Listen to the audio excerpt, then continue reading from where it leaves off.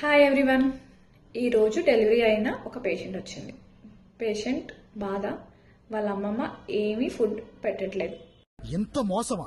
లేదు, ఓన్లీ దొండకాయ అండ్ బీరకాయ, ఇంకో ఏదో కాయ అంతే పెడుతుంది. అవి తప్ప ఏం పెట్టట్లేదు. మేడం నేనేం చేయాలి అంటది. నేనేమో దొరికినవన్నీ తినే అమ్మ ఏం కాదు అంటున్నా. బట్ వాళ్ళ అమ్మమ్మ వింటుందా? అమ్మమ్మ ఏమంటుంది, డాక్టర్కి ఏం తెలీదు, మేము పాతకాలంలోనే ఇలానే తిన్నాం, ఇలానే ఉన్నాం, ఇలా ఉంటేనే నువ్వు బేబీ హెల్దీగా ఉంటారు అంటున్నారు. ఇప్పుడు నేను ఏం చేయాలి డాక్టర్గా? ఒక్కసారి ఆ పురాణాలు దాటొచ్చి చూడు. నువ్వు ప్రోటీన్ రిచ్ ఫుడ్ తినాలి, అందులో అన్ని తినొచ్చమ్మా అని చెప్తే వినరు కదా. ఇప్పుడు నేను అమ్మకి ఇంట్లో ఉన్న పెద్దవాళ్ళందరికీ క్లాస్ తీసుకోవాలా, లేకపోతే పేషెంట్కి నువ్వు వాళ్ళ మాట వినకుండా అన్ని తినమ్మా అని చెప్పాలా?